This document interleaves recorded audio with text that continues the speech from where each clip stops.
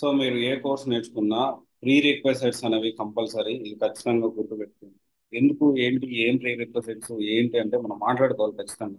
చాలా మంది చేస్తున్న మిస్టేక్ ఏంటి అంటే ఒక కోర్సు ఎవరో చెప్పారని, ఫ్రెండ్స్ చెప్పారని, నేను చెప్పారని ఎప్పుడైనా కానీ జాయిన్ అవ్వద్దు. నేను అందరికి ఒకటే చెప్తాను, ప్రీ రిక్వెసైట్ ఖచ్చితంగా తెలుసుకోండి. ఏ కోర్స్ అయినా కానీ ప్రీ రిక్వెస్ట్ అంటే మనము కోర్స్ నేర్చుకునే కంటే ముందే మనం కొన్ని విషయాలు తెలుసుకోవాల్సి ఉంది. అండ్ ఖచ్చితంగా ఇప్పుడు ఎగ్జాంపుల్ డెవాప్స్ తీసుకుందాం. ఖచ్చితంగా కొంత కమ్యూనికేషన్ అనేది చాలా ఇంపార్టెంట్. అలా కాకుండా నాకు అసలు ఇంగ్లీషే రాదు, బేసిక్ కమ్యూనికేషన్ కూడా లేదంటే చాలా కష్టం అయిపోతుంది సర్వే అవ్వడం, జాబ్ తెచ్చుకోవడం.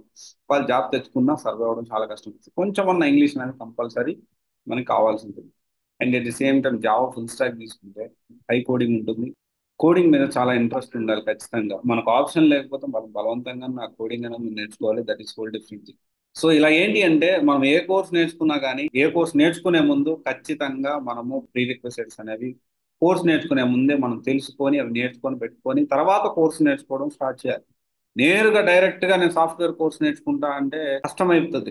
నేర్చుకోలేరని కాదు, నేర్చుకోవడం కష్టమవుతుంది. అండ్ ఇంకోటి ఏంటి అంటే ఏ కోర్స్ నేర్చుకున్నా కానీ రెండు విషయాలు అయితే ఖచ్చితంగా ముందుగానే మీకు తెలిసి ఉండాలి. ఒకటి బేసిక్ కమ్యూనికేషన్, ఇంకోటి బేసిక్ కోడింగ్. అంటే బేసిక్ కమ్యూనికేషన్ అనేది వచ్చి ఉండాలి.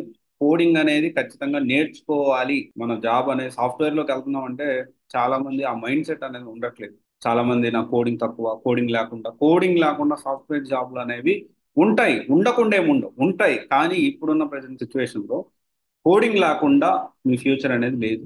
బేసిక్ కోడింగే ఆల్మోస్ట్ జనరేటివ్ ఏఐ చేసేస్తా ఉంది. తర్వాత మనకి రీసెంట్ గా డెవిన్ అనే సాఫ్ట్వేర్ వచ్చింది. సో బేసిక్ కోడింగ్ అంతా చేసేస్తుంది. కనీసం మనం కోడింగ్ నేర్చుకోవడానికి మన మైండ్ సెట్ రెడీగా లేకపోతే మాత్రం I will recommend not to come to IT industry. అసలు ఐటీ ఇండస్ట్రీకి రావద్దు అంటున్నాను.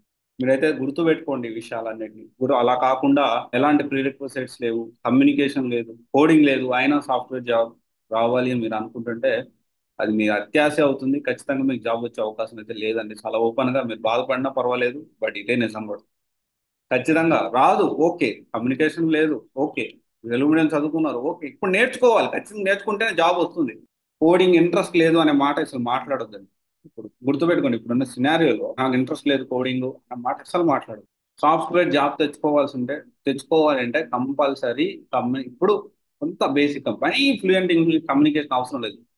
కానీ బేసిక్ లో బేసిక్ కన్నా కమ్యూనికేషన్ అనేది కంపల్సరీ ఉండాలి. నేనే చెప్పా చాలాసార్లు, ఇంగ్లీష్ అంత మ్యాండేటరీ కాదు. ఇంగ్లీష్ కానీ దానికంటే ఇంపార్టెంట్ సబ్జెక్ట్. కానీ వీళ్ళు ఎలా అనుకుంటున్నారంటే అసలు ఇంగ్లీష్ లేకపోయినా పర్వాలేదు అనుకున్నట్టు అనుకోవద్దు. వెరీ రీసెంట్ గా కూడా చూసాను. బేసిక్ కమ్యూనికేషన్ అన్నా, బేసిక్ లో బేసిక్ కమ్యూనికేషన్ అయినా పర్వాలేదు. ఖచ్చితంగా మనం తెలుసుకొని ఉండాలి. ఆలోచించండి ఈ విషయాన్ని. సాఫ్ట్వేర్ జాబ్ అంత ఈజీగా రాదు. సాఫ్ట్వేర్ జాబ్ రావాలంటే ఏదన్నా మన కెరీర్ లో సెటిల్ అవ్వాలంటే కొంచెం కష్టపడాల్సింది. ఓకే. Thank you.